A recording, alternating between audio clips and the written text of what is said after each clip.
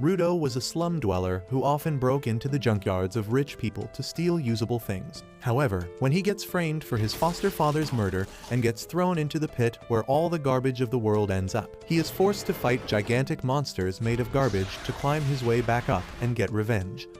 The world is divided into two parts. On one side, there is the pristine city with rich people living their best lives, and on the other side, there are the slums where people like him belong. The only constant is the pit, where all garbage ends up, including criminals. The rich people who live in the city casually throw away even slightly damaged items without hesitation. Like the woman who tells her daughter to throw away the puppy toy she just bought because it got damaged. She tells her that the toy will become ugly if they try to repair it, and they can just buy another one later. The girl has no problem with that, and her mother throws the puppy along with other garbage into the small garbage vent that leads it straight to a truck in an underground tunnel that leads to a giant trash collection site. However, the young Rudo is inside the trash collection site too, eyeing the stuff the trucks are carrying. He sneaks into the trash collection site and enters one of the rooms, but unfortunately, one guard hears some sound coming from the room, and he immediately checks inside to find someone rummaging through the garbage. The guard barges inside the room with his gun pointed at the trash thief Rudo, calling him a disgusting degenerate who is threatening the beauty of the city by hoarding trash. Rudo doesn't even respond to this because he hears those things every Tuesday. But then the guard sounds the alarm, calling for backup. Just as more guards arrive there, Rudo throws some garbage bags at them, and the clean freaks can't handle some raw eggs on their uniform, so they just watch him climb up the vent without doing anything. Rudo comes out of the vent near the exit, but the gate closes on his face, and just then, more guards come there. Open fire! Stop here! What a bunch of shitheads. Yeah, I'm the threat, assholes. The next day, the news about the garbage raider spreads through the city, with the people blaming the slum dwellers for it. On the other side of the wall, the slum dwellers know exactly whom to blame because it is not the first time Rudo has entered the trash collection sites. They think that he will be caught one day, and most of them actually hope that he does. Rudo doesn't care about them as he sets his shop to sell the repaired goods he found. When his friend Chiwa arrives there to lash out at him, she asks him why the hell does he take such a big risk just to scavenge through the trash of the city people. And he replies that those rich bastards don't even care about throwing perfectly usable things. He feels sorry for the things they throw out, so he retrieves them. And since he can get some money by selling them, it is even better. Chiwa seems to understand him, but just then, 3 boys arrive there, clenching their noses as they say that someone reeks of garbage here. They tell Chiwa to stay away from Rudo, or she will smell like garbage too. They insult his thick black gloves that he has not washed since Obama was the president, and say that just one touch from them will give anyone rashes. One boy kicks the lantern Rudo just fixed, saying that no one will buy this garbage from him. He says that Rudo's hands are even creepier than the gloves, which is why he keeps them hidden. Rudo silently hears everything they say, but when one boy calls him the son of a murderer, he suddenly gets furious. The boys, however, don't stop, saying that the slum was made to imprison criminals and the people who live here now are their descendants. That is why they always try to keep their reputation clean, but Rudo's dad brought shame to them by becoming a murderer. Rudo can't tolerate the insults anymore, and he gives a death stare to the boys, who crap their pants and immediately run away, still cursing Rudo and saying that he will become a murderer like his dad one day. Rudo then quietly starts fixing the lantern again, and Chiwa tells him that she believes that he is a good person who will never turn out like his dad. He gets embarrassed on hearing that, but before he can thank her, Chiwa's attention goes to the puppy toy he got from the dump last night. Turns out, Rudo brought the puppy as a gift for her in the first place, but before he can give it to her and increase his Riz score, Chiwa's mom comes there and takes her away. Rudo heads home after that and finds his adoptive dad Regto waiting for him. Regto suddenly starts mimicking how nervous he was while trying to give the puppy to Chiwa, and Rudo turns red because he didn't spot him watching them. Regto tells him that they will talk about it later because first, they need to talk about Rudo's little trip to the junkyard. Regto tells him that he doesn't need to push himself so hard because they are not that broke. He thinks that Rudo feels a bit indebted to him because he adopted him after his biological dad was thrown into the pit for being a murderer. But Rudo says it is not like that. He tells Regto that he considers him family, and he is just trying to do his part. Recto simply tells him to be this honest with Chiwa too, and Rudo suddenly fumbles hard, injuring the gun wound from last night. Recto immediately starts giving him first aid and also changes the bandages around his hands while he is at it. As Rudo looks at his hands, he recalls how they have been injured for as long as he has known. People always judged him for that, and sometimes his wounds started hurting like hell out of nowhere. Then one day, Recto gave him the black gloves that magically suppressed the pain. After Recto is done tending to Rudo's wounds, he tells him to confess to Chiwa soon or someone else might swoop her away, and while the two of them are bantering about it, a creepy masked guy listens to everything from the streets. The next day, Rudo finally works up courage to tell his feelings to Chiwa, and heads towards her home with the puppy.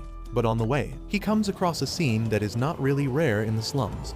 At the edge of the slums, there is the pit, where all garbage and serious criminals are thrown. Today, another criminal is being thrown into the pit and Rudo can only watch the execution, wondering what happens to the people inside the pit. Just then, Chiwa comes there, saying that it is quite a brutal sight, and Rudo panics because he was not ready to meet her yet. Chiwa suddenly starts talking about the executions and other stuff, and then she tells Rudo that she doesn't want him to get thrown into the pit. She says that there might be a lot of stuff that shouldn't be thrown out as garbage, but it is not a good enough reason to risk his life. Rudo replies that Recto said the same thing and Chiwa says that it is because Recto loves him too. Rudo takes a second to process that Chiwa said that Recto loves him too, and his brain with 2 MB RAM understands that Chiwa means that she loves him. She gets flustered on realizing that her words could be interpreted that way, but Rudo has already lost his mind. He falls on the ground, clutching his face, and then gives the puppy toy to Chiwa, saying that she might not want it because it came from the garbage, but he thought the puppy would be happier with her. To his utter delight, Chiwa accepts the toy, saying that she will cherish it, and Rudo is happier than he has ever been. He jumps and dances on his way back home, thinking that he needs to boast about it to Rudo immediately. On the way, he bumps into some guards who don't even bother with him, but he is curious about why they are in the slums. Anyway, Rudo reaches home and starts telling Rudo about what happened just as he opened the door, but he is left aghast when he sees Rudo on the ground with a creepy masked man on top of him. The masked man turns around to take one look at Rudo before plunging his knife deeper into Rudo's body. Rudo loses his cool on seeing this and charges at the masked man, but he gets hit so hard that he doesn't even realize when he got knocked out. By the time Rudo comes to his senses, the masked murderer has finished his job. He picks up a book from the floor and heads outside, briefly glancing at Rudo who tries following him, but then he hears Rudo's voice. Rudo is still alive somehow, and with his dying breath, he tells Rudo to run away. Rudo immediately goes next to him, promising that he will get help, but Rudo just tells him to run away and change this shit heap of a world into something better. With that, Rudo's body falls limp and Rudo can't process what is happening. Just then, the soldiers arrive there and they zap Rudo, believing him to be the murderer. They pin him to the ground as they tell him that he is being arrested for murder, and Rudo tells them that it was not him. The guards tell him that nothing he says matters anymore because they caught him red-handed. He keeps trying to tell them that the real murderer has just left the house and they can still catch him, but the guards don't even want to listen to him, so they just knock him out using the traditional method of punching him in the head. Soon, Rudo is taken to the scaffold to be executed for his crimes. Everyone from the slums is present there to witness him being thrown into the pit, and even some high-profile people from the main city are there. The judge tells Rudo that murder is one of the greatest crimes one can commit, and even though he killed a mere slum dweller, the punishment will not be reduced. He declares Rudo to be killed by throwing him into the pit, and the people start cheering on hearing this. Rudo still can't believe this is happening to him, and he wishes for just one person to believe that he is not a murderer. His eyes scan through the crowd, and they stop at Chiwa. Rudo yells at her, saying that he did not kill Rudo. He asks her to find the culprit, but she just says that she trusted him, but he was not worthy of that. She says that he was a murderer's son in the end and drops the toy as she turns his back on him. Her betrayal hurts Rudo more than anything else, and he snaps at the people calling him human filth who deserves to be thrown into the pit. He says that they are the real filth here because they are just blobs of meat without a brain or a will. He swears that he will send them all to hell, when suddenly he notices that the murderer is among the crowd as well. However, he gets no chance to tell anyone about it as he is thrown off the edge. Rudo feels like he has been falling forever, and at one point, he loses consciousness. Luckily, all the garbage at the bottom of the pit breaks his landing, and when he wakes up, he is completely unharmed. He wonders what the hell is happening and how is he still alive, when the stench of the place suddenly hits him. Even the garbage thief is forced to block the smell, and then he notices the vast sea of garbage in front of him along with things that he doesn't recognize. Rudo wonders what the hell is this place when suddenly a giant shadow covers him. He turns around to see what is happening, and he can't believe his eyes when he sees a gigantic monster made out of garbage baring its fangs at him. Rudo's mind goes blank for a moment on seeing the monster, and he recalls how he always found it strange that everyone was so obsessed with sending garbage and human filth to the bottom of the pit. Yet no one ever cared about what actually happened to them below. They didn't even think about what else could be at the bottom, and that bothered him more than anything else. However, he quickly snaps out of it and starts running for his life as the gigantic monster starts approaching him.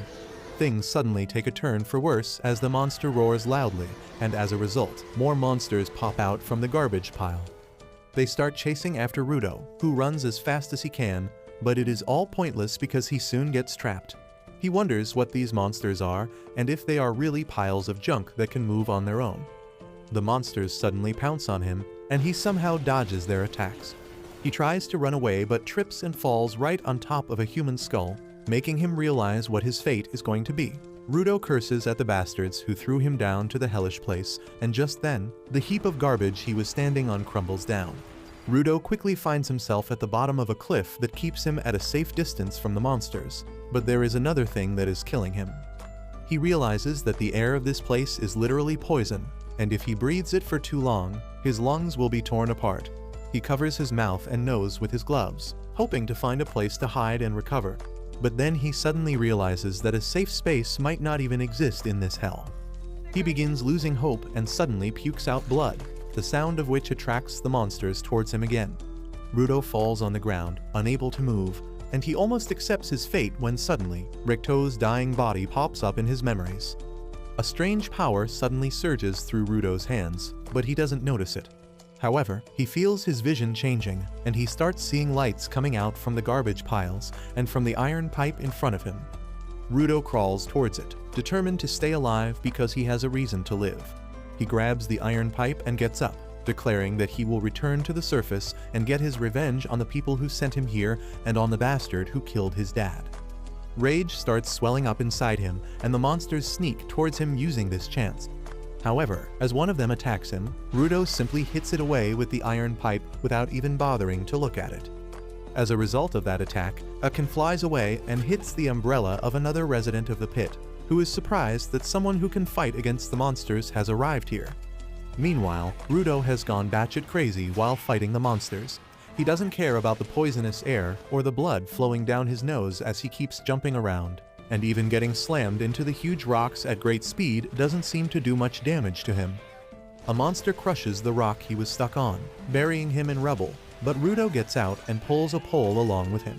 He swings it with full strength, dealing great damage to the monster, but then suddenly, another monster emerges from right underneath him. Rudo somehow jumps away from its jaws, but then the results of breathing in the poisonous air finally hit him. He begins spewing blood again, and the monsters use this chance to creep up on him. Luckily, his mysterious power rises once again, giving him the strength and madness to stand in his position even as two monsters attack him at the same time. Rudo comes out of the collision safely and uses a metal sheet to cut the skull of the first monster. He then attacks the second monster, slashing it in half and causing it to explode. He takes a break after that, but then another gigantic monster begins walking towards him. The moment Rudo sees it, he decides to run away and regain his strength, but the monster stomps on the ground with its full strength, releasing a shockwave that blows him away. However, as Rudo opens his eyes, he is shocked to see a guy wearing a creepy mask standing on top of him. He wonders who is this guy and where did he come from, but the man suddenly lifts him up and kicks him ahead. Rudo coughs up some blood and is about to throw hands when the guy suddenly puts a gas mask on his face, allowing him to breathe again. Rudo is really confused now, and he asks the man if he is a local. He wants to know about this place and the monsters here, but the masked man just asks him to be silent. Obviously, someone with a single-digit IQ can't understand orders, and Rudo keeps asking him about this place loudly. The masked man once again whispers at him to shut up, but Rudo tells him to speak more clearly. He asks if they are underground, and the masked man finally snaps at this. He forgets his own advice and yells at Rudo, telling him that they are not underground but above the surface, and it is the fault of the people living at the top for turning this place into a hellhole. He then tells Rudo that the giant monsters made out of trash are attracted to sound, and thanks to him not shutting up, they have noticed him now. The masked man says that the trash beasts can't be defeated with ordinary weapons, so their best choice was to sneak away silently, but they can't do it anymore. One monster reaches behind them by this point, and the masked man decides to deal with it before anything else. A golden energy suddenly emerges from his arm and coats his umbrella, transforming it into a weapon. The monster attacks them, but the masked man simply swirls his umbrella in its face, using it like a handheld blender to grind away the monster. The monster's pieces fall away everywhere, and they suddenly turn to dust. Rudo was already surprised by the strange power-up, but now he is even more curious about the monsters not regenerating after being hit by this attack. Just then, a huge horde of monsters arrive there, but the masked guy is confident that he can deal with all of them. He dashes towards the monsters, quickly blowing them up with his bladed umbrella, and then jumps up, using his umbrella as a parachute. Rudo wonders if this is some kind of technology the people in the pit use, or if it is unique to the masked man. Meanwhile, the masked man drifts in front of the last remaining giant monster, who suddenly spits a ball of acid at him. He blocks and scatters the acid with his umbrella, and the acid violently explodes on hitting the garbage patches. The masked man then uses the monster's head as a base to jump up higher, and after that, he pours more energy into his umbrella, increasing its size and destructive power. He dives towards the monster's head with that, cutting through him and the ground as well. Once that is done, the masked man heads back to Rudo, who asks him who the hell is he. The man removes his mask and introduces himself as Injin, a simple cleaner, but the very next moment, the sick air makes him regret his decision. Injin curses Rudo for making him take off his mask, and then suddenly, Rudo collapses. While he is unconscious, he dreams of an incident from his childhood. He had returned home after being bullied and pushed into the sewer by the other boys because he told them that objects are alive, and they didn't believe him. Recto asked him if he hit the boys back, and Rudo replied that he did not. He asked Recto if he was really telling the truth when he said that when an object is treated with care, a soul will eventually come to inhabit it. As Recto cleaned him up, he said that the story was just an old legend to make people cherish what they had, but personally, he liked to believe that everything had a soul. Rudo grew increasingly curious on hearing this and asked if the things around their house had a soul too, including his gloves. Recto just replied that if he treats them with care, they would have a soul one day. Rudo suddenly wakes up from his dream with that, and he finds himself chained and being dragged by Injin. Rudo curses him, telling him to let him free, but Injin says that he is just taking him to a safe place. Rudo doesn't care about that anymore because he wants to go back up to get his revenge, but those words make Injin stop in his tracks. He tells Rudo that it is impossible to climb back up to the place they call the sphere, which is basically in the sky, and it is constantly on the move. He then resumes dragging Rudo, saying that getting back is not possible now, and he should just calm down and accept his new situation. Rudo, however, refuses to give up, saying that he will get back to the sphere at all costs.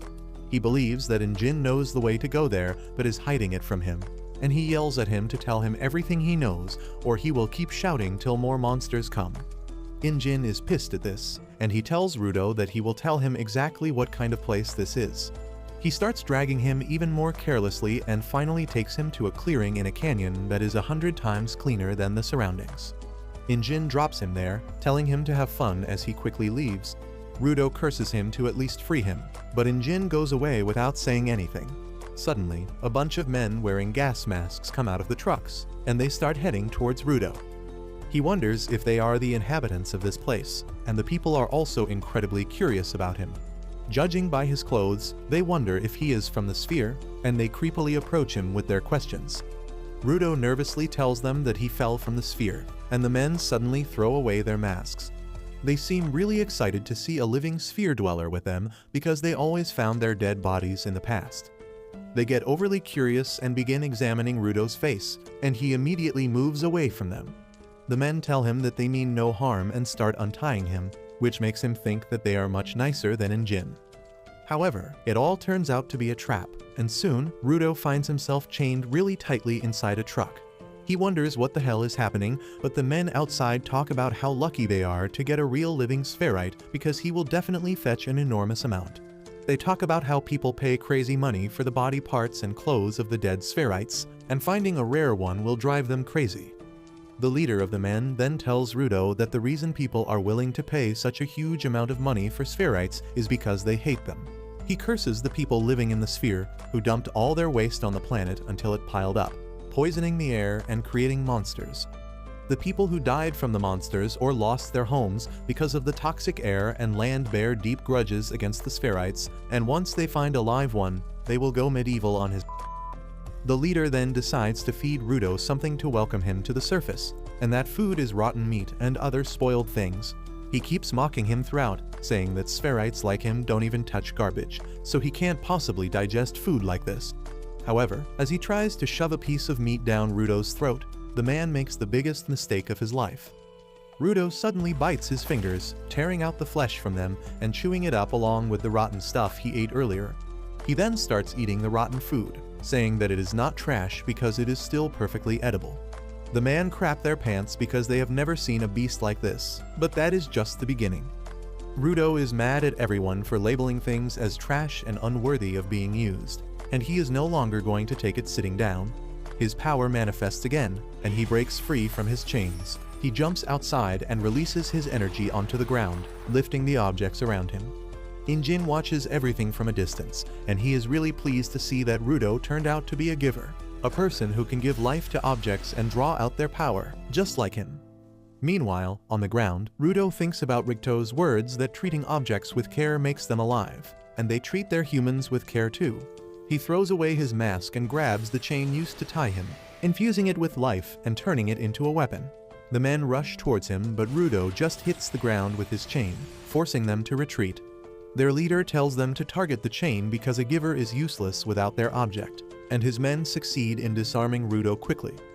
However, to their utter shock and Injin's utter delight, Rudo picks up a tire and turns it into a weapon too, which is too rare even for powerful givers. He makes quick work of the men and then moves on to their leader, who keeps cursing him while crapping his pants. But just as Rudo is about to strike him, Injin comes there and stops him. Rudo suddenly snaps out of his frenzy, and his power dies down. The tire he was using suddenly turns to dust, and Rudo gets a nosebleed as he tries to figure out exactly what he did just now. Injin says that using his power so recklessly is bound to tire his body. He then apologizes for testing Rudo like this, but he wanted to make sure of his powers. He promises to tell him everything about this world and his powers, but in exchange, he wants Rudo to join the cleaners because they need people like him to fight the monsters. However, that is a bit too much for Rudo to process, and he says that he doesn't want to join them. As it turns out, Injin doesn't know what the word no means, and he takes Rudo to a clinic to get treated while calling his friend that he found a genius and recruited him into the cleaners. Rudo is shocked to hear that because he never agreed to join him. He says that he needs to go back to the sphere immediately, but the creepy doctor with eyes wider than the holes on a pool table tells him to stop talking. He screams at Rudo for going out into the no man's land, because the air there is literally poison. He calls him an idiot sandwich for getting kidnapped on top of that, and tells him to thank Injin who rescued him from 2 horrible fates in one day. Rudo curses Injin in his mind, and then the doctor, who turns out to be an old woman and gets offended when Rudo calls him an old man. Once she is done with the treatment, she kicks Rudo and Injin out. Outside, Rudo thanks Injin for paying for his treatment, and tells him that he just needs information on how to get back. He says that he doesn't have any time to become a cleaner or whatever is it that he calls himself. But Injin replies that he hoped that being kidnapped would teach him how spherites are treated down here. He tells Rudo that if anyone finds out that he is from the sphere, he will regret being born, and moreover, he cannot find any information for free here. Injin then leads him to a desolate dystopian city, but it is a lot better than the filthy world outside. He even treats Rudo to a burger, and he gulps it down without holding back because he puked out all the rotten meat he ate a while back. He used to think that the bottom of the pit would be filled with nothing but garbage. But there are cities here with people living in them. He notices a girl going inside the store and starts staring at her, but then Injin decides to give him a lesson about the surface. He says that garbage isn't the only thing that builds up here, as emotions also build up in the form of an energy called anima. The trash beasts are one of the ways in which anima manifests itself, and though they mostly stick to the garbage dumps, they sometimes attack the cities as well. He says that normal weapons can't hurt the trash beasts because their cores are made of anima, but Rudo's gloves can. Rudo is surprised to hear this, and Injin tells him that when an object is treated with care for a long time, anima gathers inside it as well, and they call such objects vital instruments. Vital instruments can destroy the cores of trash beasts, but not everyone can draw out the power inside of them. Injin says that people like them who can draw out that power are called givers, and their organization, the Cleaners, is full of givers who exterminate trash beasts. Rudo asks Injin if he promises to tell him how to return to the sphere if he joins the Cleaners, and he replies that he has no clue about that. Rudo lashes out at him for deceiving him, and Injin reminds that he never said that he knew how to send him back. However, he claims that his boss is really wise, and he might be able to help Rudo in his quest to return home. Rudo is pissed because now he needs to meet Injin's boss before making a decision, but then Injin asks him about the gloves. Rudo tells him that his dad gave them to him, and they are the only thing to remember him by. Injin now understands why he cares so much about the worn-out gloves, and he tells Rudo to treat them with care because they have a strong soul in them. Rudo gets emotional because everyone else always mocked him for his gloves, but then Injin gets a message and decides to meet a work friend. Rudo suddenly gets up and thanks him for everything, and in return, Injin throws a pouch of money at him, telling him to be careful how he spends it. Rudo can't believe he is giving him money on top of everything he has already done for him, but Injin tells him that it is no big deal because he got the money by selling his clothes. That is how he was able to get him treated and fed, so he doesn't even need to thank him for it. Rudo goes ballistic on hearing this, but Injin tells him that he couldn't go around the city wearing clothes from the sphere anyway. He says that he is going to meet his trainer now, and tells him to wait here patiently. Rudo is really furious at him, but then he notices a cat taking his money and running away. He gives chase immediately but can't reach the cat. Luckily, he spots a crescent moon-shaped stick on the street, and immediately takes it with him, using it to stop the cat. Just as he manages to pin the cat down, the staff's owner comes there, and he is pissed at Rudo for trying to steal his precious staff. Rudo asks him what is precious about this stupid piece of wood, and the man gets even more angry at this. He quickly takes back his stick and then pushes Rudo away, telling him that he will pay for his crimes. Before that, the man starts getting freaky with his staff, and Rudo is utterly confused by that. Just then, he sees the symbol of Cleaners that was on Injin's umbrella, and realizes that the guy in front of him is also a cleaner. The guy activates the power of his staff and turns it into a weapon, attacking Rudo with it. However, he misses on purpose because Injin had already told him about Rudo. He then introduces himself as Zanka, the guy who will be in charge of his training on Injin's request. He says that he never thought he would have to teach a brat that he should not steal from others, and Rudo tells him that he was just borrowing the stick to get his money back. Zanka says that his father must have not raised him right, and Rudo gets really pissed because he can't tolerate anyone insulting Recto. However, as he thinks of Recto, he remembers that he once told him that if he wants someone to listen to him, he should take the first step back from a fight and try to understand how the other person feels. Following those words, Rudo thinks that Zanka has the right to be mad because took his treasure from him suddenly. He feels that he would be mad if someone took his gloves even by mistake and realizes that it was his fault. He apologizes to Zanka for it, and the man calms down equally fast as well. He tells Rudo that it is all good since he returned the staff, and he should have tried to react more calmly as well. Well, Rudo is completely bamboozled by the sudden change in his personality, and also because this is the first time he has managed to diffuse a stressful situation just by talking. He keeps thinking that Recto was right about more things than he thought, and then Zanka helps him back on his feet. He asks him about his vital instrument and what he can do with it. Rudo tells him that his vital instruments are probably his gloves, but he doesn't know about their ability yet. Zanka examines his gloves and remarks that they are really cool, but Rudo is still marveling at how different he seems now. He suddenly realizes that it must be because he is smiling now, and Recto always told him to smile if he wanted to make friends. Unfortunately, Rudo has never smiled before, and he would need a gym trainer to teach him how to use his face muscles properly. Even more unfortunately, he doesn't know that, and he makes his best effort to copy a human smile, but ends up giving the most horrifying expression Zanka has ever seen on a human face. He crashes out at Rudo again, asking what kind of face is he making. He asks him if he is mocking him with that face, and Rudo asks him why is he mad this time because this was the best smile he could give. Zanka tells him that even a blind guy could tell that it was not a smile, so Rudo decides to close his eyes and lips to make it appear more natural. He appears less creepy this time, but that is not enough to stop Zanka from being pissed. He thinks that Rudo is overconfident because Injin called him a genius, and now he is mocking him. He says that he can never achieve his goals if he keeps fooling around like this. But that was one line he should have not crossed. Rudo thinks about his goal to return to the sphere and change it as per Ricto's last wishes, and he tells Zanka that he is dead serious about them. He tells him to stop insulting him, and Zanka draws his weapon out again, saying that they are not going to get along well. Rudo agrees with him and pulls out a metal rod from the garbage bin nearby, awakening its power.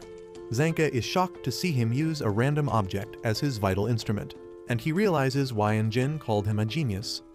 However, he is still confident that if Rudo has just natural talent, he won't be able to beat a mediocre person like him who has worked hard to reach this level. Rudo doesn't even notice that the taunt was a distraction till Zanka's staff falls right in front of him, missing him by a couple of inches. He is forced to dodge and run away as Zanka goes on the offensive and quickly pins him to the ground. Zanka is satisfied with his victory, but then he notices something on his face. He wipes it off and then smells it out of curiosity, only to find that it is poop. He freaks out as he realizes that the metal rod that Rudo picked up was a part of a toilet plunger. He tries explaining what a plunger is, but Rudo is not in the mood to hear anything, and he begins swinging around the plunger that is still full of somebody's dinner. Zanka panics and does his best to dodge the flying all over the place, and eventually, he runs away from Rudo. Rudo doesn't understand why he is so scared now, but it works in his favor anyway, so he gives chase, terrorizing Zanka with the plunger.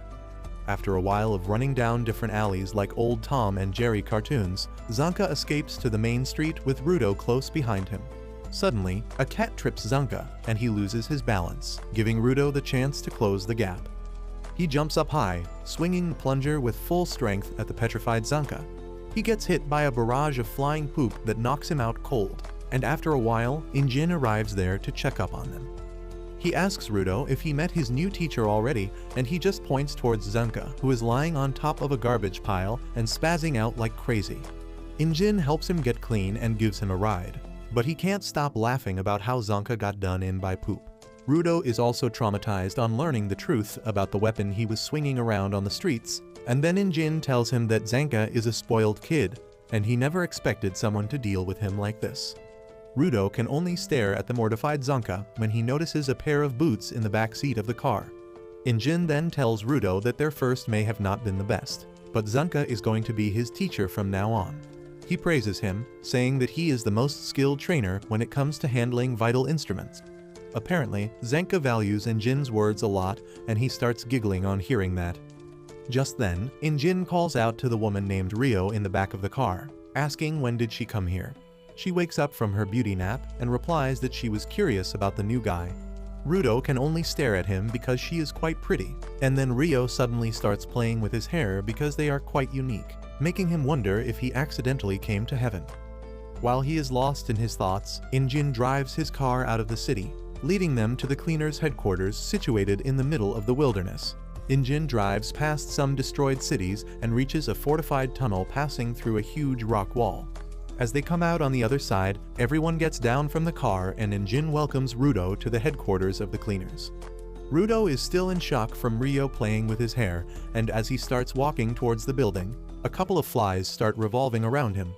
Inside the building, a tanned mommy receptionist is calmly reading a Playboy magazine, and Injin introduces her as Semu to Rudo.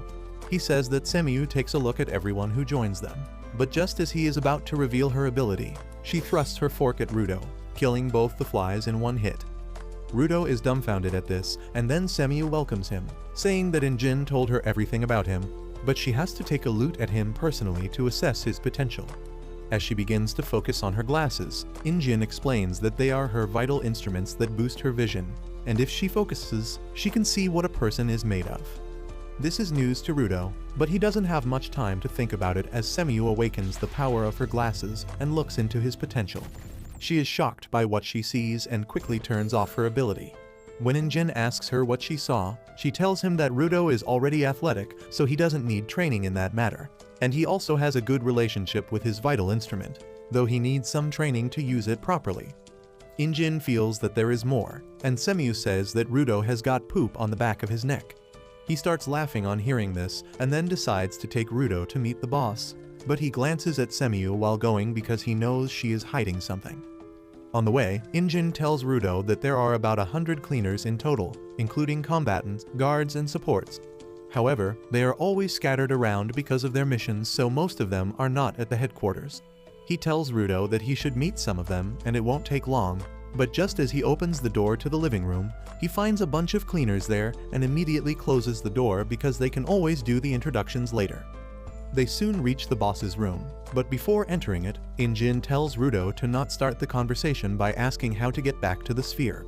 He tells him that he needs to offer something in return for that information, and he should start by promising to work as a cleaner. He also tells him not to ask about the boss's vital instrument because no one knows what it is or what its power is.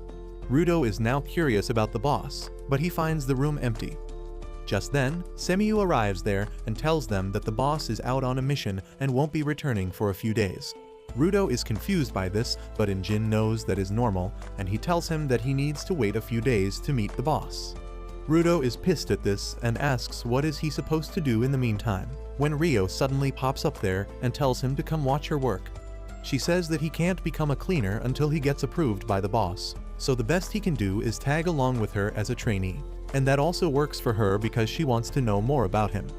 Rudo's brain stops working because he has never had this type of female attention in his life before, so he quietly follows her. They go to the strategy room where Semiu explains that a small town situated near a polluted zone has asked for help because small trash beasts have been found nearby. Rudo is curious about the polluted zones and Semiu learns that Injin didn't even explain the basics to him properly. She tells Rudo that the ground is divided into safe zones that support human life and the garbage-filled polluted zones where trash beasts live. The area Rudo landed was a no-man's land, which is an exceptionally dangerous polluted zone, and most people would die the moment they step foot there. She then gives Rudo a mask, telling him to wear it at all times when he goes to the polluted zones because without the mask, he could die because of the poisonous gases in less than 15 minutes. Later, Rudo joins Rio and her team on the mission, and she tells him to stay close to her at all times so he can learn the most. He still feels uneasy about that, but then he starts wondering how long was he in the no-man's zone and how much poison did he breathe in. His attention then goes to the garbage dump in front of them, and he wonders if the people in the sphere know that there are humans living at the bottom of the pit. However, neither of that matters, because the most important thing for Rudo is the garbage heap itself. To him, it is not just a garbage heap, but a treasure trove where he can find usable things and repair them without anyone scolding him for that. He then catches up with Rio and asks her who are the other guys with her. She replies that they are supporters, and though they don't have special powers like the combatants, they are really helpful in the missions. One of the supporters offers Rudo his hand for a handshake, and as he nervously takes it, the supporter squishes it with his full strength. Rio laughs at Rudo wriggles in pain, telling him that this guy has incredible grip strength and he can tear through a trash beast's outer shell with his bare hands. Rudo doesn't think he can handle this psycho bitch any longer, when one of the support alerts everyone that the trash beasts are coming. Rudo decides to watch it closely to learn as much as he can. Soon, a bunch of small goat-like trash beasts come out of the creepy trash forest, and Rudo panics, asking Rio how are they supposed to deal with these many enemies. She tells him to chill because they are just weak and slow trash beasts who can't even get past the wooden fence. Her words are proven true as the goat trash beasts attack the fence and fail to do any damage, but then suddenly, the second wave arrives there, and it has bigger and more ferocious trash beasts. They begin pushing the fence and breaking it, and Rudo panics, asking Rio what should they do now. She again tells Rudo that these beasts are just a little bit stronger than previous ones, and they are still perfectly fine for training a newbie. She says that they should just finish cleaning quickly and then return to the base to throw a party to welcome Rudo to the surface. He can't believe that she can be so laid back when she is constantly risking her life fighting the monsters, and Rio tells him that if he wants to survive on the ground, he needs to have a positive outlook towards the world. Rudo suddenly realizes that Jin is the same too, and he feels that this is what he has been lacking. He decides to be chill about everything as well when suddenly, a huge trash beast breaks through the barricading and even Rio panics on seeing it. Rudo turns to her for affirmation that everything is still good, but she tells him that this big beast is amazing because she has never seen anything so stylish. She says that it is not the best material to teach newbies, but she is going to have fun fighting it. She draws out her scissors, which are her vital instruments, and Rudo can only watch her dumbfounded. Rio then activates her scissors and throws them into the sky, where they become huge and even more sharp. She catches them with her leg and then dashes towards the horde of the monsters, chopping a bunch of them down with a kick from the scissors. Rudo can't even understand what is going on, and the support guy tells him that Rio's vital instrument is called the Ripper, and unlike normal people, she wields it with her feet. Rudo realizes that everyone uses their vital instruments in their own way, when the handshake guy tells him to be more careful about his surroundings. Rudo notices it too late that a level 2 trash beast is about to attack him, but luckily, the supporter stops it with his bare hands, before crushing its head and throwing it to Rio, who simply cuts it with her scissors.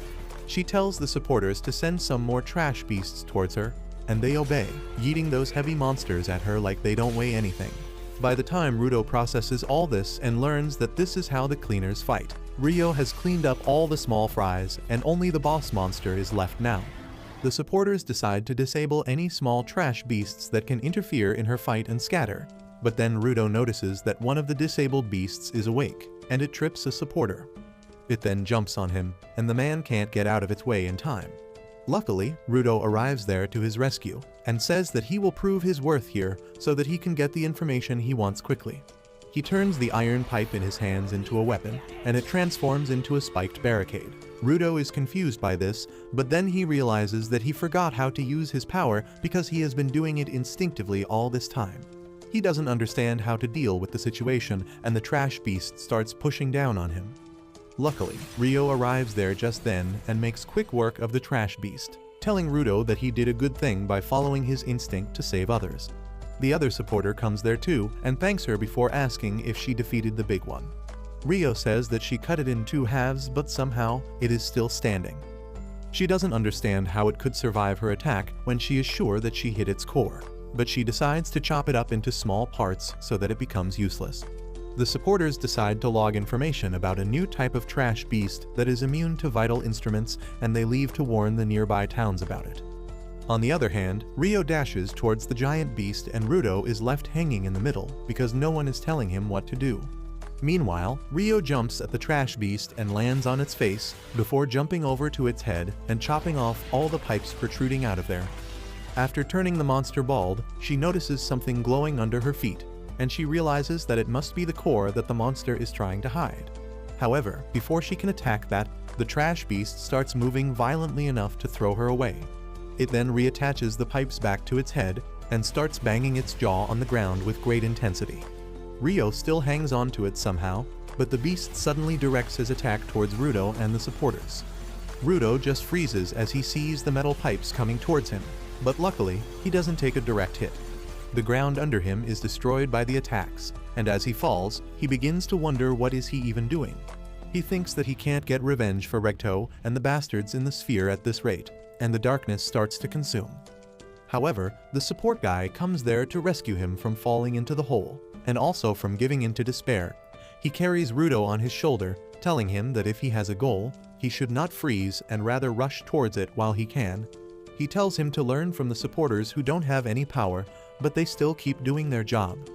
Just then, Rudo notices Rio chopping up the monster again, and judging by its screams, she realizes that she found its weak spot. She jumps high up and then drops down towards its head with great speed, piercing it with her scissor and tearing out its core. As she hits the ground and destroys the core, the monster suddenly turns to ash. The supporter immediately runs over to her, asking how did she defeat the trash beast, and she says that she stabbed something other than its core and it died. She holds a cardboard cutter in her hands, saying this was the thing powering the trash beast. and the support guy can't believe it because he realizes that the cutter is actually a vital instrument and it makes no sense at all for a trash beast to have one. On the other hand, the leader of the bandits who were planning to sell Rudo suddenly wakes up in a dimly lit room. He wonders where is he, when suddenly, the guy sitting on the sofa in front of him asks him the location of the kid from the sphere he mentioned in his sleep. Back in the cleaner's headquarters, Rio throws a party welcome for Rudo and soon, Zanka arrives there as well, still drowsy from his long afternoon nap. He asks Rio what is going on, and she tells him that they are throwing a party to welcome Rudo to the ground, but he is sitting quietly with his head down in a corner. Zanka asks why that cheeky bastard is looking so depressed, and Rio says that ever since his vital instrument bailed on him mid-fight, he has been gloomy and sad. Zanka thinks that's sad, but he moves on to the news about Rio facing a strange trash beast. She affirms, telling him that instead of having a core made of anima, the trash beast had a vital instrument as its core, and nothing could have prepared them for such a discovery. Rio says that since she couldn't do anything about it anyway, she decided to leave it to people above her pay grade and came back to throw a party instead. Meanwhile, Rudo is still sulking when the leader of the support team arrives there to talk with him. He introduces himself as Gris, and then tells Rudo that he did great yesterday. Rudo thinks that he did nothing at all, but Gris reminds him that he protected another supporter from a trash beast. Rudo says that even though he managed that, he couldn't use his power properly after that, and needed to be rescued by Gris and Rio. He feels frustrated because even on the sphere, he used to lose control all the time, and Ricto had to cover his ass later. Rudo feels that he is a total failure who can never live up to anyone's expectations, but then Gris suddenly thanks him, disrupting his chain of thoughts completely. He says that most newbie cleaners think of supporters as losers without real powers, but Rudo was different. Gris then talks about Follow, the guy whom Rudo saved. He joined the cleaners to become a combatant, but since he doesn't have a vital instrument right now, he is working as a supporter while treasuring an object, hoping it can become his weapon someday. Gris tells Rudo that he shouldn't think too much about getting stronger or fulfilling the expectations of others. He asks him what is the thing that he always wanted, even before things got bad in the sphere. Rudo starts thinking deeply about it, and Gris tells him that if he can find the thing that awakened the fire within his soul in the first place, he would be able to find his way. He then pats Rudo's head, telling him to believe in himself. Rudo gets emotional at this, but just then, Injin comes there and leans on him, spoiling the emotional mood. He asks Rudo why is he not eating anything, and then Rio and Zanka also come there. Everyone tells Rudo to join the party because he is the star of tonight, and also because the food won't last long at this rate. Rudo is deeply moved on seeing that everyone cares about him, and he follows them. As they are all eating, a guy suddenly plays some music and picks up some cans of paint. He starts spraying the wall, and Injin tells him to watch the guy called Gob carefully, because he does what he wants without caring for others.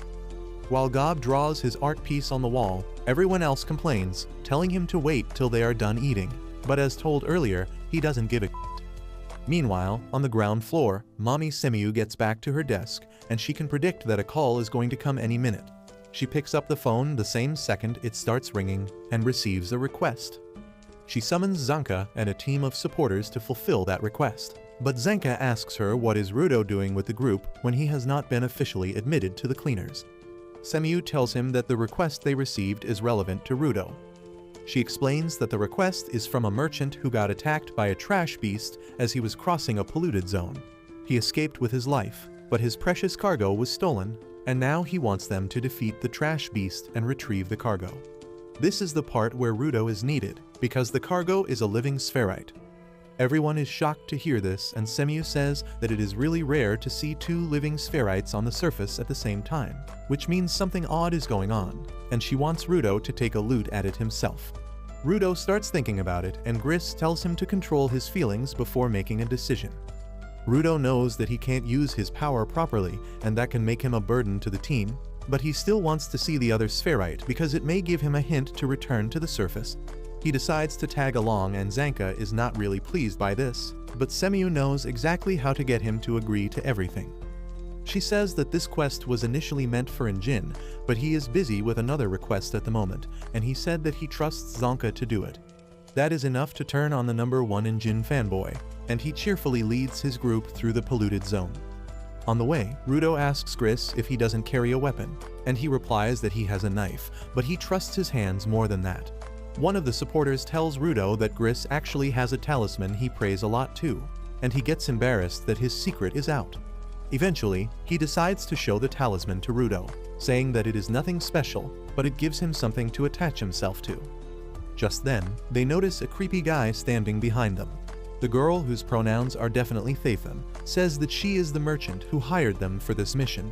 Rudo suddenly starts asking her questions about the spherite, and the merchant replies that she was transporting her luggage when she accidentally ran into an unconscious spherite.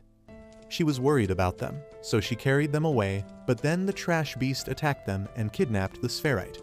Rudo confronts the merchant if she plans to sell the spherite, and she denies that allegation, telling him that she doesn't want to do that and she is just really curious about spherites.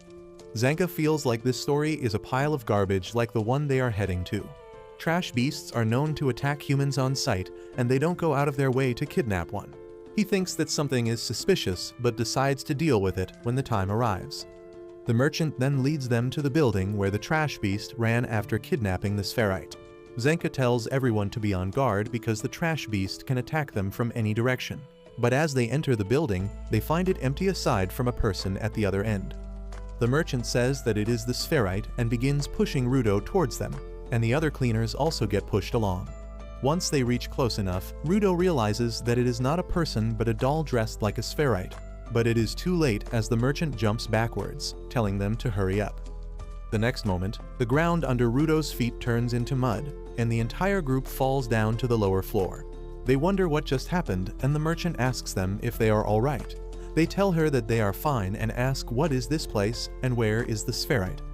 The merchant laughs creepily and points at Rudo, saying that he is the spherite before suddenly turning into mud and melting. Just then, they hear two voices calling out to the spherite giver, and then a pair of purple lights start approaching them from the darkness. Zanka understands everything now, especially because of the purple electric lights. He knows that the people who set them up are called the Raiders, and they don't even bother to hide that they plan to steal Rudo from the cleaners. Rudo is confused about these new group of weirdos, and Gris tells him that they are bandits of this world. But what makes them dangerous is the fact that they are all givers as well. He immediately commands his team to find an escape route, while he and Folo are going to protect Rudo. He asks Zanka to handle the two raiders on his own, and though reluctant, he knows there is no other option. The supporters run in the opposite direction with that, and Gris tells Rudo to follow them. Rudo says that he could deal with a bunch of bandits himself, but Gris warns him not to underestimate the raiders, especially when they don't know about their abilities. On the other hand, Zanka taunts the raiders, saying that he always knew they would come after Rudo, but he never thought they would sniff him out so soon. He asks if they plan to sell him, because a living spherite could get them enough money to retire in luxury. The raiders laugh, saying that they don't plan to sell Rudo. Instead, they are really curious about the sphere, and talking to a spherite is the best source of knowledge. They want to know a lot of things, especially how he crossed the barrier without dying. Zanka is also curious about the barrier thing now, but he decides to deal with the raiders quickly. He says that since they set up this whole thing, he doesn't need to worry about a trash beast. The female raider replies that he still has to worry about the mud dolls she can create at will, and Zanka says that he can deal with weak opponents like these with his eyes closed. He suddenly activates his staff and begins destroying the mud dolls, but the male raider hides among the dummies and attacks him from behind. Zanka is barely able to react to his attack in time and gets slammed into a pillar. The man once again retreats inside a mud doll, and the female raider tells Zanka that because cleaners only fight with trash beasts, they have no idea how to deal with humans. She tells him that this will be the last game of Find the Real One he will ever play in his life, and he gets ready to fight with everything he has. He keeps taking down the mud dolls, but the male raider is able to land consequent hits on his back.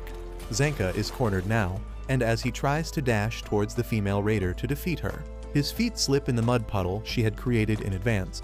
She tells him that he is the only combatant in the group who can fight against her, and once he is down, the rest of the group will be defenseless. She says that he will be defeated soon, but then Zanka suddenly yells at her, telling her to start a podcast if she wants to yap so much. He says that earlier, he thought she was controlling the mud puppets using her shovel, and the guy was using his vital instrument to deal damage. However, after watching the battle for a bit, he has realized that his first assumption was wrong. He says that the man is just punching him, and his vital instrument seems to be his snowshoes that let him walk easily on stable ground. He says that now it makes sense why he can move so easily even though the ground is covered with mud, and he taunts the two raiders, calling them a match made in heaven. This suddenly triggers the woman, and she tells him to shut up, which obviously he does not. He says that he might not have experience of fighting people, but he knows his vital instrument much better than them. He says that is why he can do things they cannot, and the girl suddenly attacks him. Zanka hits his staff hard on the ground, letting a sonic wave run through the entire place. He can feel the changes in the vibrations as the sound wave passes through the mud dolls, and when it hits the one where the male raider is hiding, he immediately spots him. He then charges at full speed towards him, knocking him out with one hit before hitting the female raider too. As she loses consciousness, her mud dolls fall apart instantly, and Zanka says that they were just a bunch of noobs. However, the leader of the raiders suddenly appears behind him, saying that he should fight someone stronger if he is not satisfied. On the other hand, Rudo and others are still running as they try to find the exit. Rudo grows concerned because he can no longer hear the sounds of a fight, when he suddenly bumps into Gris, who has found an exit. He sends some of the supporters upstairs so that they can contact the headquarters and call for support. After that, he decides to return and check up on Zanka, when suddenly, he hears someone running towards them. Gris thinks that it is Zanka who finished his fight, but to his surprise, the leader of the raiders comes there. Everyone is confused, and then the raider begins staring at Rudo and matching his features with the description he got from the bandit that he kidnapped earlier. He suddenly jumps to the wall behind Rudo and clings to it like Spider-Man, saying that he has finally found the giver from the sphere. Just as Gris and others realize that the man in front of them is a raider, he crushes the wall with his claws, blocking the exit. The raider starts aura farming, and Gris tells him that if he harms Rudo, he will become an enemy of all the cleaners. He then asks him about Zanka, but the raider starts talking about how he got late in reaching here because he has got a terrible sense of direction. By the time he got here, the other guys were defeated, and he didn't like that because that was a waste of everyone's time. He then walks towards Rudo, completely ignoring Gris and his questions about Zanka. He tells Rudo that there is someone who really wants to talk to him, so he should come with the raiders for now.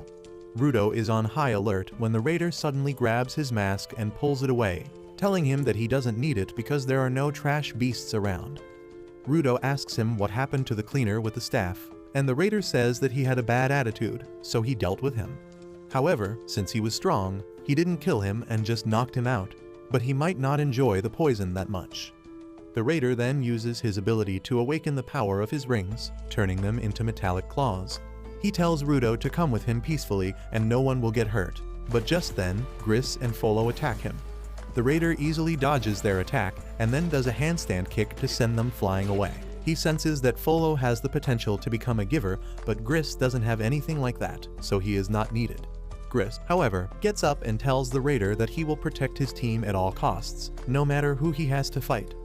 The raider realizes that he is a supporter and tells him that weaklings like him have no worth and they can't protect anything.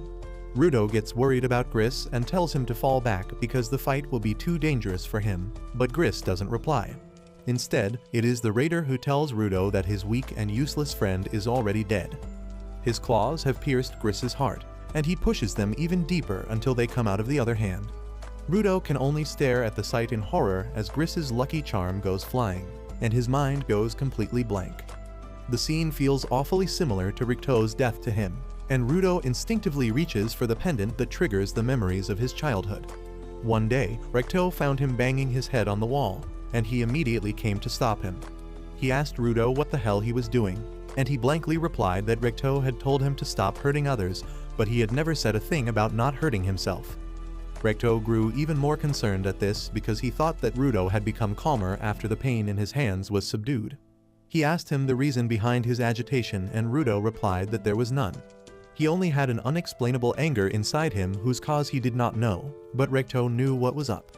He realized that Rudo felt that his parents abandoned him, which created a feeling of worthlessness in his heart, and that gave birth to this anger. Ricto told him that he needs a purpose in life to get over that feeling, or at least things that he likes. So he patched Rudo up and took him to experience different things, from books to games to cooking, but nothing really caught his attention that much. However, just as Ricto was about to call it a day, Rudo saw a man throwing out garbage, and his curiosity woke up. He opened the gate that led to the main city and took out a mask from the garbage bag. Ricto followed him out of concern, but then Rudo suddenly started crying because he could relate to the garbage. Ricto asked him how does he feel right now, and Rudo told him that this mask is just a little broken and it should not be thrown out. He cried that it was unfair to throw it away when it still had so much life, and he wanted to fix it. Ricto realized that this was more than the projection of Rudo's issues, and he could truly see the worth of the things that others threw away. Back to the present, the pendant turns into a vital instrument in Rudo's hands, and the raider is shocked by that. Gris, who is somehow still alive, realizes the truth about Rudo's powers now. He says that Rudo doesn't turn things into vital instruments, but he brings out their unused potential to life. With that, Rudo awakens the potential of the pendant, turning it into a creepy sentient weapon. The raider is truly amazed by that, and he starts drooling as he asks Rudo what does his vital instrument do. On the other hand, Folo puts Gris in a more comfortable position, but he is still in a very critical state. Rudo thanks Gris for showing him the path out of his depression, and tells him that without his help, he would still be stuck. However, now he knows what he should do, and he will start by kicking the raider's ass and proving that he was wrong about everything he just said. The raider likes his attitude and finally introduces himself as Jabber, saying that he likes nothing more than determined fighters and strong givers. He then attacks Rudo, and the two of them engage in a serious battle. On the other hand, Gris is still bleeding out and Folo is worried about him. However, Gris assures him that he will be alright. He then starts thinking about Rudo and says that he could not use his powers properly the last time because there were a lot of emotions that were clouding his true purpose. But this time, they don't have to worry about that.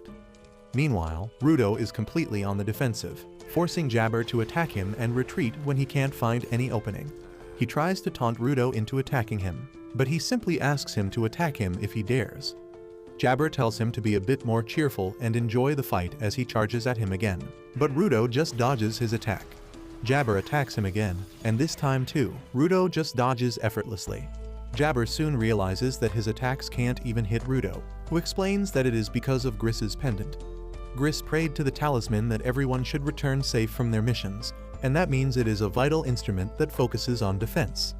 Jabber gets that it increases the guaranteed dodge rate, but he tells Rudo that he can't fight back with this vital instrument. Rudo tells him that there is no need for that, confusing the raider.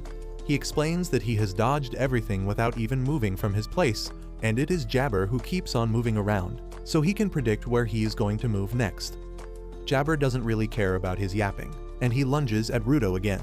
However, this time, Rudo uses another ability of his weapon that changes Jabber's trajectory by a little bit, but that is enough to completely throw him out of the loop.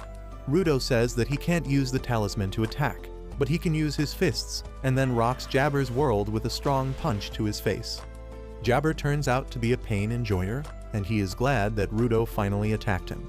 He complains that it is unfair that the game is rigged against him, but Rudo doesn't feel any guilt in using his vital instrument to pummel him after disturbing his balance. Jabber decides to change his strategy and attacks Rudo from behind, but the talisman still breaks his momentum and gives Rudo the chance to land a devastating blow to his gut. Jabber changes his fight pattern once again after that, damaging the surroundings to create a dust cloud that blocks Rudo's vision instead. Rudo is on high alert now, and then suddenly, a stone brick comes flying at him. He dodges it thanks to the talisman's power, but then Jabber cuts a pillar and sends more bricks towards him. Rudo dodges all of them, and just then, Jabber attacks him from his blind spot.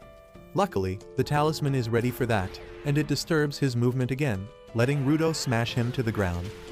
Jabber gets back and decides to unleash his full speed, but even that is not enough to beat Rudo, who has unlocked Ultra Instinct thanks to the talisman, and he can beat Jabber whenever he gets close to him. He completely beats the out of him and forces him to use a wall to support his body. But Jabber starts laughing because he has not received this high-quality beating in a long time. He then tells Rudo that it is a good thing that he got to enjoy attacking him, because he will not be able to do it any longer. By now, Jabber has figured out that the talisman detects any attacks with hostile intent and moves them out of Rudo's way, keeping him safe. But when he sent the rubble towards him through the smoke, he found that the talisman doesn't react to that at all. Rudo doesn't get why is he yapping about that all of a sudden, and then Jabber tells him that his right claw has a powerful neurotoxin. He suddenly stabs himself with his claw, and Rudo gets even more confused about his motives. Jabber tells him that he will now lose consciousness and then rampage randomly, and he is sure that Rudo's talisman won't count that as hostile intent. He asks him to dodge that and then gradually falls asleep. Rudo can only watch him with disgust and shock, but then Jabber suddenly wakes up, and true to his words, he starts attacking indiscriminately. Jabber goes into berserk mode as he gets up while still being unconscious and lets out an eardrum-shattering howl. Rudo can only watch him in shock as Jabber suddenly dashes towards him while spinning rapidly and destroying everything in his path. Rudo somehow dodges the attack, and he can't understand how Jabber can be so strong even in this state. Suddenly, he notices that Folo and Gris are not too far away from their location, and if Jabber turns towards them, they both will die. So Rudo runs in the opposite direction to lure Jabber, and his gamble works. The berserk Jabber attacks him, and Rudo tries to use the talisman's power to stop him. However, that doesn't happen as he planned, and he has to block the attack himself before throwing the berserker away with a judo move. Despite breaking the concrete floor with his head, Jabber is still as blood-crazed as before, and Rudo thinks that battlefield experience and determination can make people do the unthinkable. However, an alternative idea suddenly springs in his mind, and he thinks that Jabber might be a masochist. He remembers the time when he used to get beat up by bullies on the sphere, but he didn't fight back because Ricto told him not to. The boys asked him if he was a masochist, but he didn't know what it meant that time, so he went back home and asked Ricto about it. Now that he knows that masochists are psychos who get off on pain, he thinks that if Jabber really is one of them, he doesn't know how to stop him. Anyway, Jabber charges at him with mindless fury, and Rudo can only try to dodge his attacks. He keeps running backwards as he attempts to block and evade the attacks, but Jabber is too strong for him. He manages to get past his defenses, but just as his claws are about to slash him, Zanka's staff comes flying there and pins him to the ground. Rudo recognizes the staff, and just then, Zanka comes there, struggling to stand upright, but determined to get even with the bastard who left their fight without even defeating him fully. Rudo asks him if he is even in the condition to fight, but Zanka tells him not to underestimate him. He then notices the vital instrument that Rudo is using and remarks that he finally seems to have gotten the hang of it. Rudo replies that it is not helping at all right because it can't block Jabber's attacks in his mindless state. Zanka understands the vital instrument reacts only to hostile intent, and Rudo is surprised that he already figured it out. Zanka tells him that while he was struggling to come here, he saw him fight from a distance and decided to figure out his fighting style because that would help in teaching him later. Zanka says that since Rudo can't fight with his vital instrument, and he can't move so well because of the poison, they don't have a way to defeat Jabber. However, he has an idea, and he asks Rudo to let him attack him just once. Rudo is shocked at that suggestion, but Zanka explains that since he can't move well, Rudo's vital instrument might detect his hostile intent and move him to the place where he wants to be. That way, he can reach Jabber and defeat him because Rudo doesn't have the option to attack him anyway. Rudo asks what happens if his vital instrument isn't triggered, and Zanka tells him to man up and take the hit in that case. Just then, Jabber wakes up and both of them get ready to face him.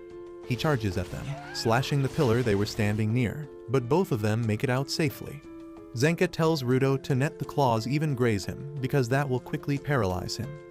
He is pissed at that and decides to attack Rudo to vent out his frustration. Luckily, the talisman works exactly like he thought, and it moves him straight towards Jabber, letting him hit the bastard away. Zanka is impressed by this, but Rudo is furious at him. Since the talisman deflected the attack, it means Zanka attacked him with hostile intent, but he claims that it was just a little test. He then walks back to Rudo, saying that they can work with this team. He positions himself to strike him again, and at the same time, Jabber gets back up. He dashes towards them, and then Zanka attacks Rudo, whose ability hurls him ahead instead. He once again gets close to Jabber and lands a devastating hit.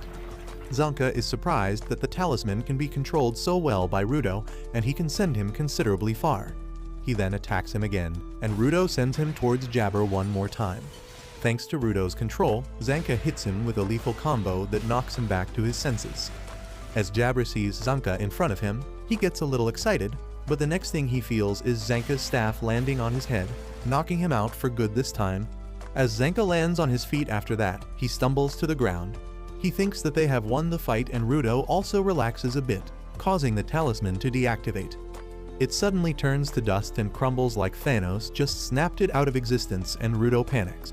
He tries to save the talisman since it belongs to Gris, but he can't do anything except watching it fly away. He starts having a panic attack, and Zonka wonders if the talisman got destroyed because of Rudo's ability or if there is something else at play here. Rudo, however, blames himself, and he suddenly has a mental breakdown that turns physical as he falls to the ground, writhing like a fish taken out of water. Zanka sees the claw marks on his back and realizes that he got struck by Jabber without either of them knowing. Just then, he notices Jabber poking himself with his left claw, and he suddenly stands back up, completely fresh. He looks around and says that he must have done a great job while he was out cold, and then heads towards Rudo. Zanka asks him to stop, asking how the hell can he move despite taking so much damage, and Jabber stops to monologue about his abilities. He says that his left claw has a powerful painkiller that takes away his pain and he can function normally again.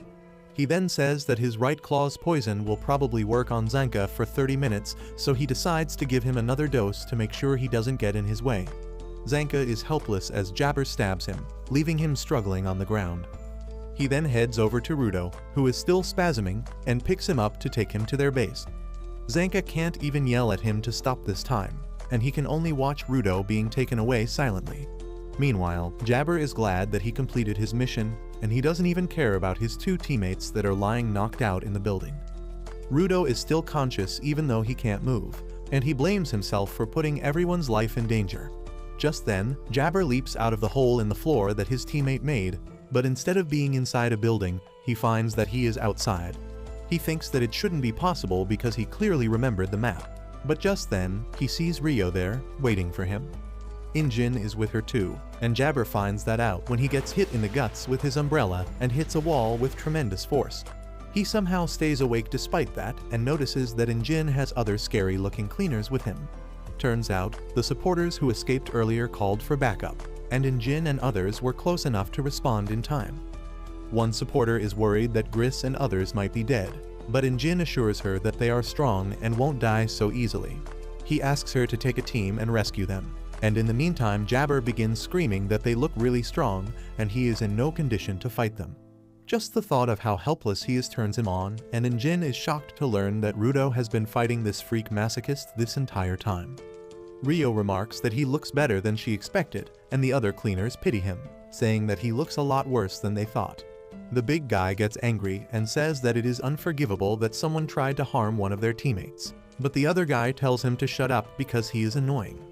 After that, Injin tells Jabber that they are going to take him into custody and interrogate him. He asks him if he really thought that he could mess with the cleaners and then crawl back to whatever hole he came from. Jabber gets even more excited on hearing this and asks if they are going to lock him away in a prison for life where he has to come up with a plan to break free by himself. He gets up, saying that he knows he is going to lose, but he has got orders to bring back Rudo, and he is not going to return to his face as a failure even if he dies in the process. He awakens his weapons again, but just as he is about to charge ahead, someone hugs him from behind and tells him to stop. Jabber recognizes the lowly as one of his teammates and tells her to leave him alone because he still has a mission to complete.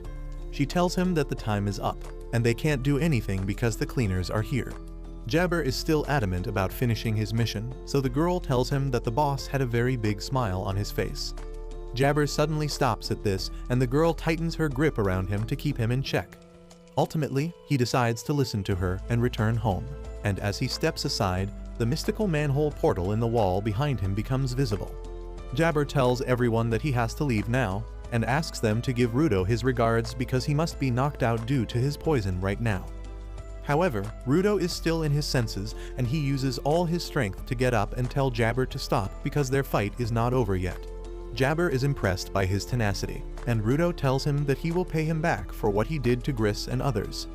Jabber is happy to hear that and says that they will fight another time, but then he notices his gloves and the unique design on them.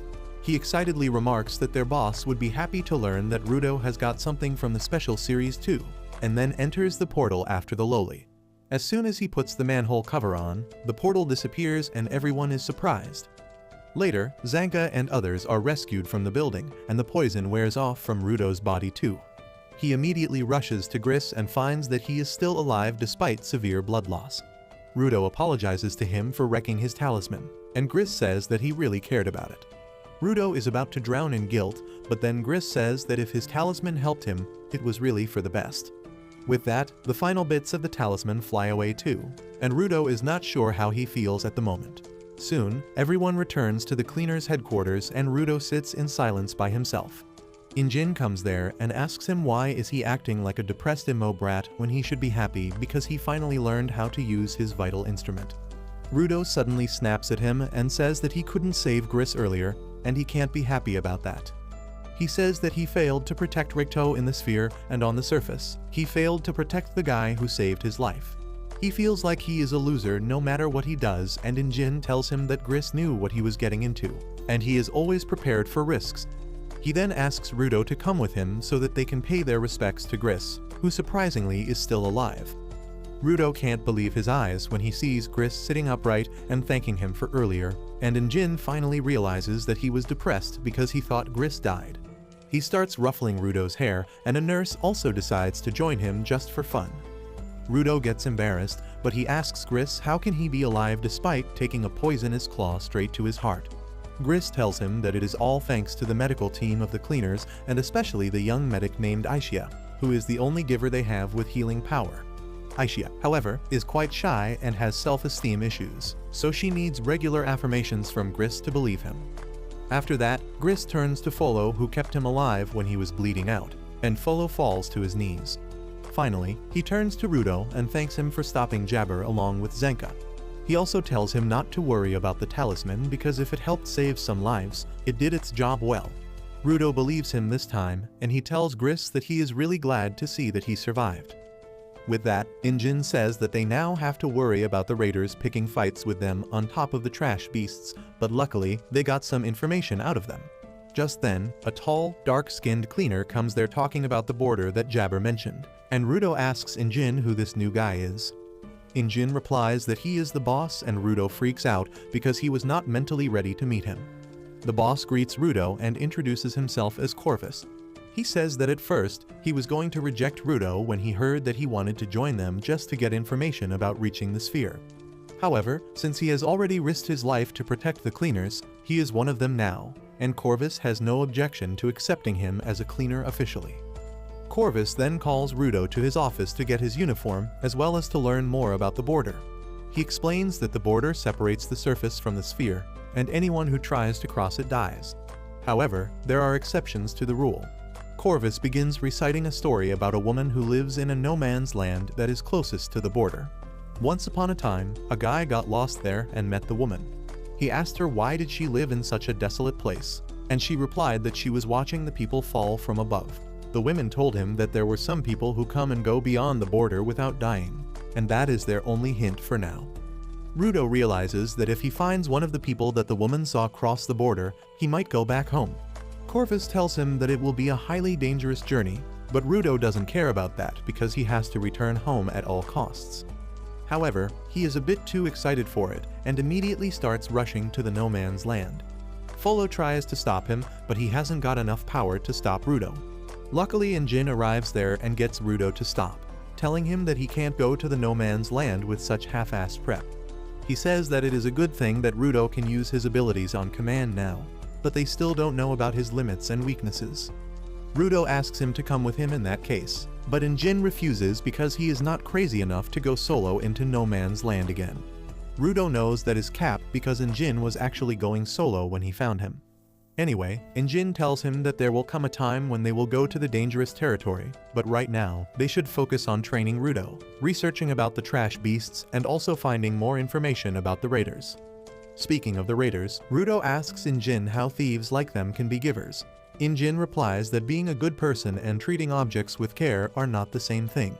The people who can take good care of their objects and awaken their powers become givers even if they are human scum.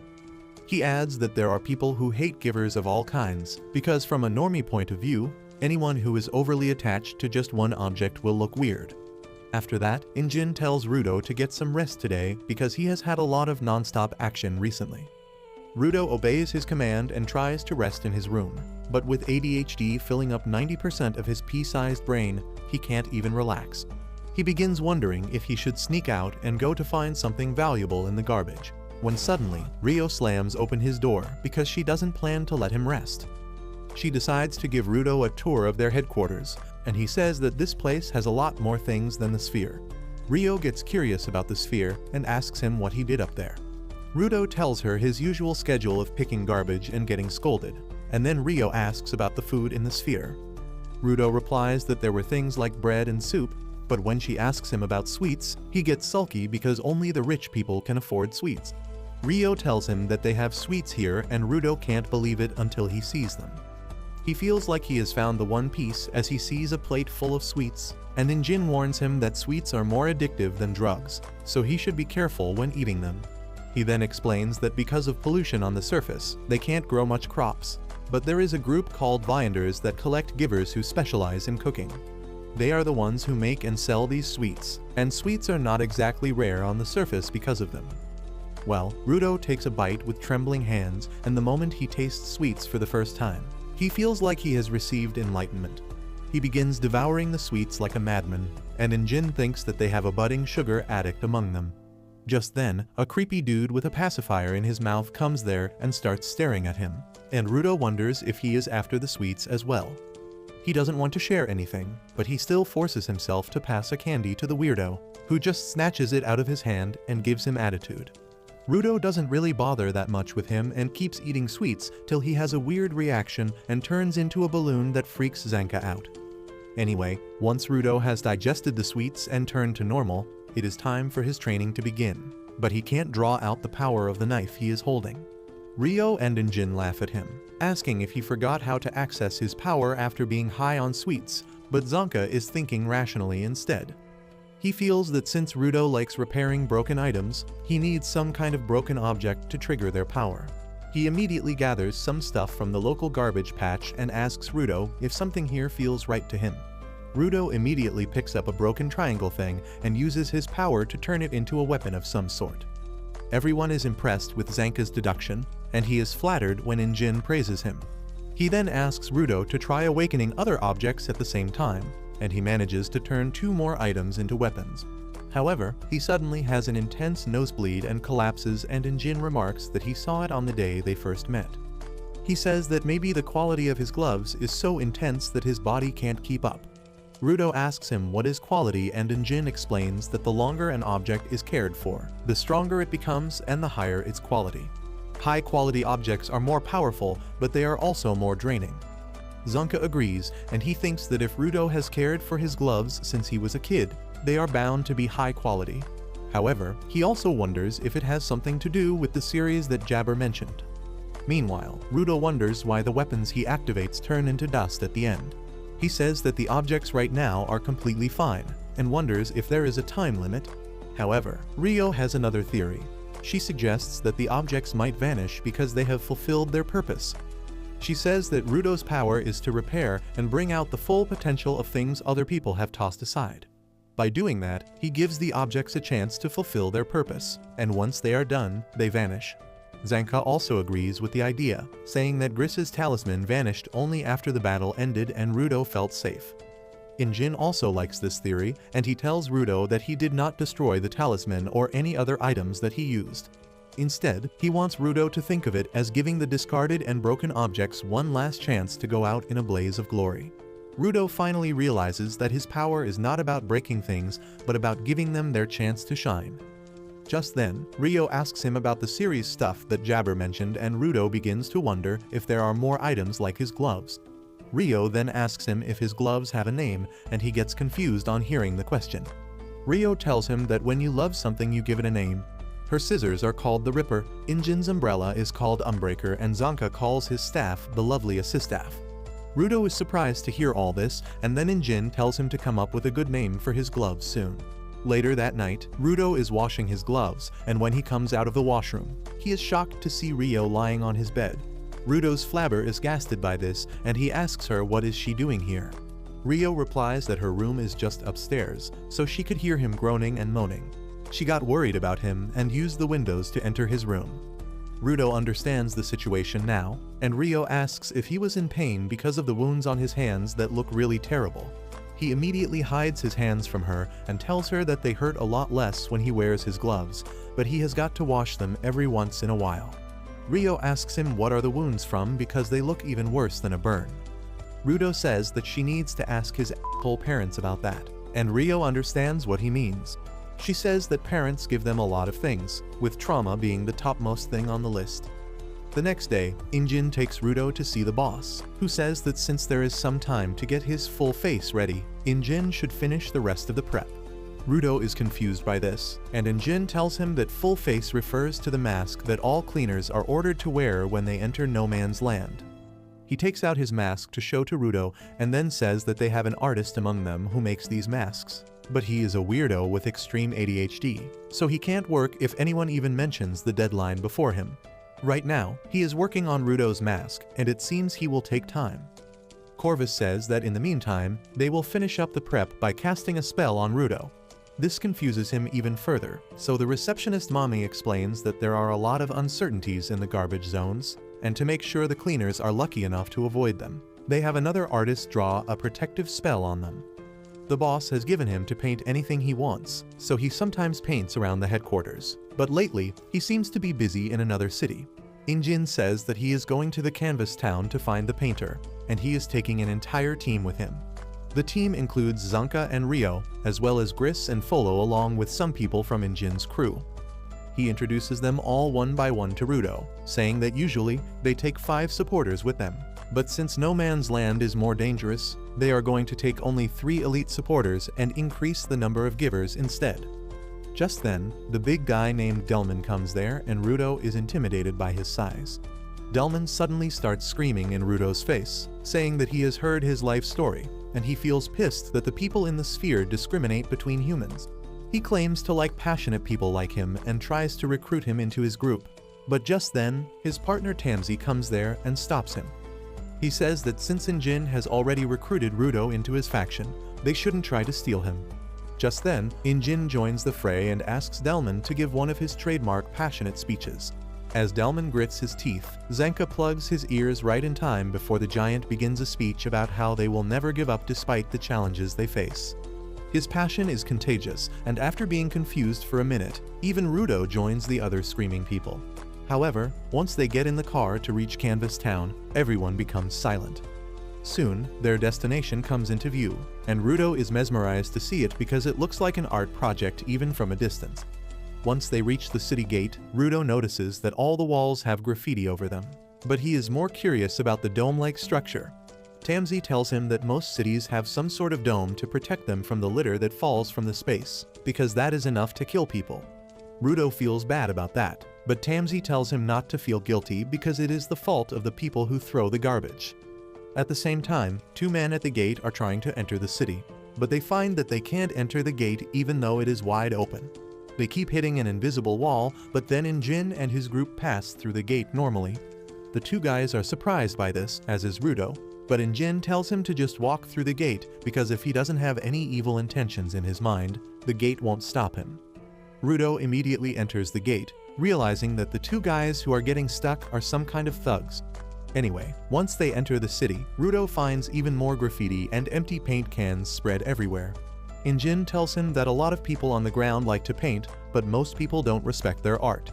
There are rumors that Canvas Town was created so that artists could paint anywhere they wanted.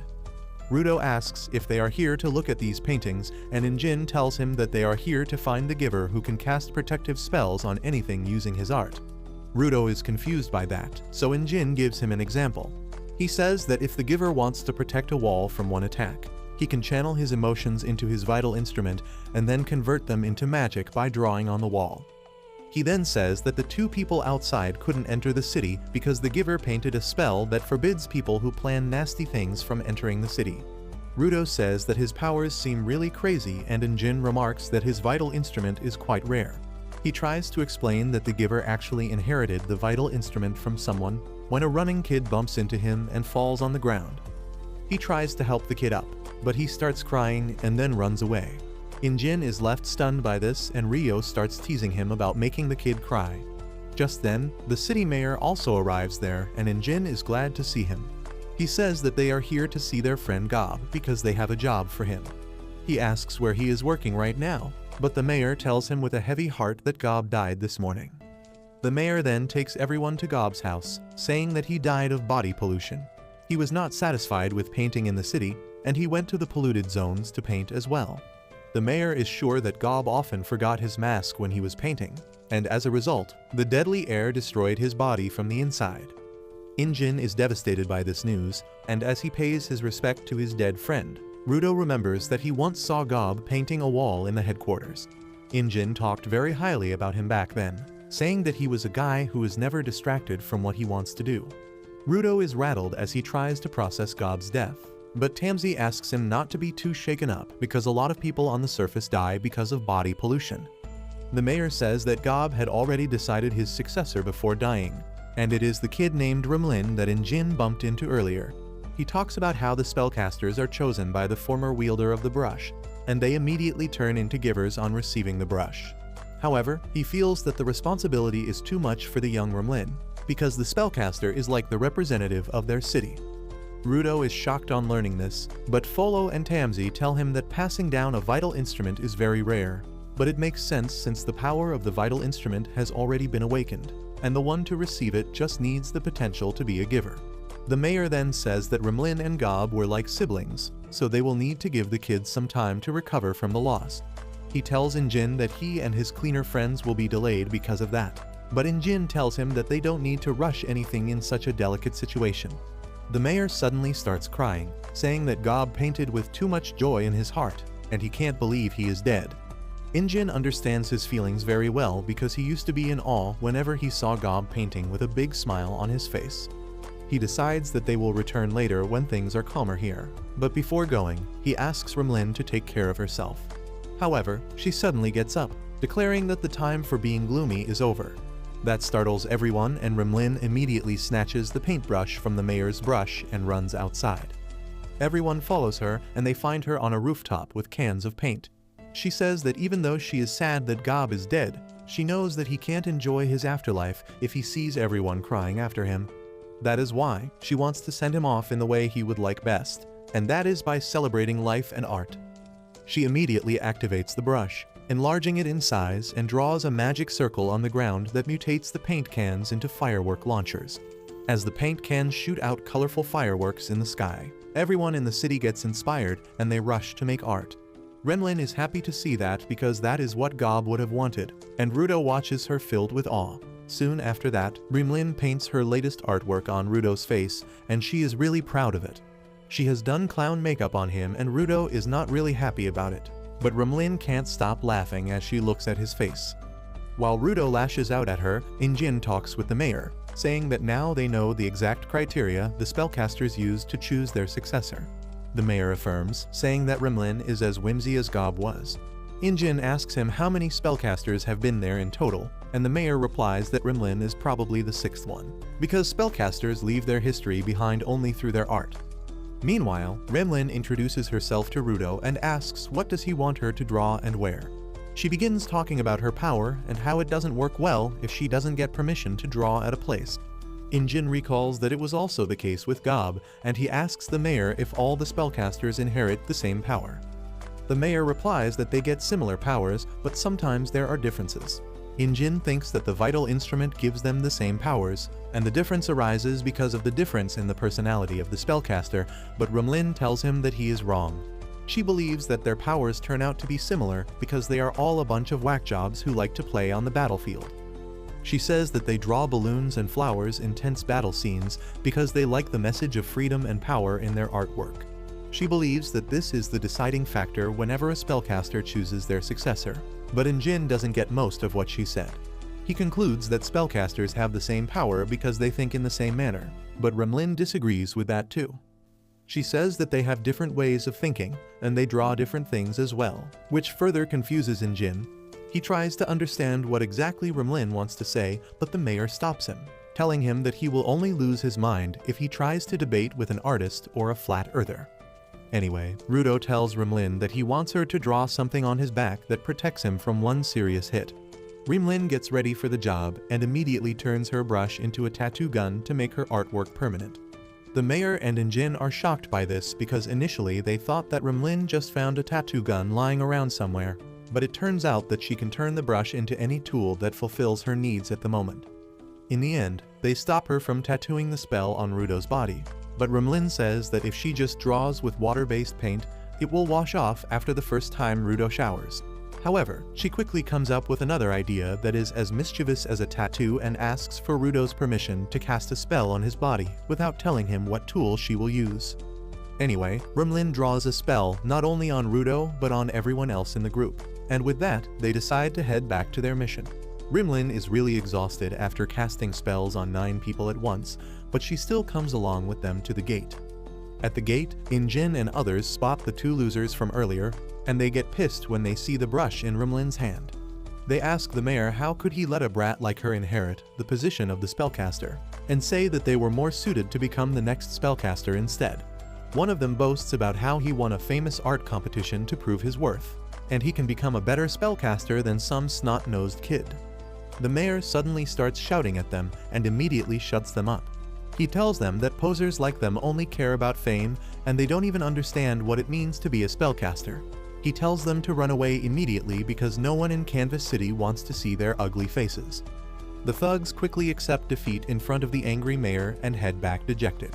Injin remarks that the mayor is as scary as ever when he is angry and tells him to stay away from the gate because that is not good for his blood pressure.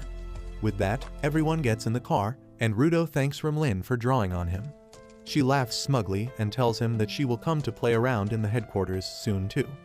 Injin drives them away with that, and Rudo figures out that they are going back to the HQ. Injin affirms, but he tells Rudo that before they reach their base to get his face mask, he is in for a treat. Rudo doesn't get what he is talking about until he is in a warehouse full of wonderful trash. He starts drooling as he sees fully intact devices in the building, and Injin tells him to take his time picking the things that appeal to him because there is no trash beast nearby. Rudo goes batshit crazy as he dives into the junk pile, looking for the best things he can repair and use again. Injin just smiles as he sees firsthand how crazy Rudo is about garbage, but neither of them notice that the small TV on the top of the garbage pile is working, and it shows a vision of a man wearing gloves similar to Rudo's. Anyway, Rudo and others reach the headquarters soon after that, and they are greeted by a weirdo yelling that it is complete. Rudo doesn't even know who this guy is or what is the thing he is talking about, and before anyone can explain anything to him, the receptionist mommy says that she heard about Gob's passing. However, before she can even express her condolences, the crazy guy cuts her off and tells Rudo that his mask is done. At this point, Injin introduces the guy named August to Rudo, saying that he handles their gear, and because he is an artist, he also has a few screws loose. August then begins praising his latest artwork, saying that it is really perfect. He talks about how he didn't even meet Rudo before, but he got his measurement when he was asleep, and then he learned all about his personality from Injin and others. Rudo is shocked to hear that August entered his room and got his face measured, and the crazy bastard says that he was lucky that Rudo didn't lock his room. Rio also remarks that Rudo doesn't even sleep much, so it is already a rare achievement for August to find him asleep. Just then, the timid nurse from before rushes towards August and tells him to be quiet because he is embarrassing her in front of everyone. He doesn't even take his younger sister seriously, and Rudo can't believe how these 2 completely different weirdos can be siblings. Anyway, they get ready to leave for their mission with that, and once they get out of the building, Injin tells Rudo to take off his choker for a minute.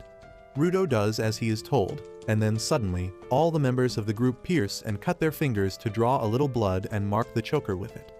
Rudo is confused by this weird devilish ritual, but Injin tells him that their chokers are a communication device that let them talk to other cleaners who have shared blood with them. Rudo asks if this is the reason why everyone on the ground wears chokers, and Rio affirms, saying that it works as a telephone. She says that exchanging blood gives ride or die vibes, so she really likes the idea, and Rudo puts the choker back on. He wonders what kind of technology does it use, and then thinks that maybe it is another power of the givers. Just as he comes out of his thoughts, he finds everyone staring at him menacingly, telling him that they will need to draw his blood as well, and Rudo is terrified. With the blood exchanging ritual complete, the group finally gets in the car and heads to the no man's land to find the woman who knows about the barrier. Rudo has brought along a lot of garbage he found in the dump site earlier, and Injin tells him that most of it won't even be used because they will have to walk in the no man's land, and he can't carry everything. However, Rudo claims that this is all backup and they never know what tool can help them.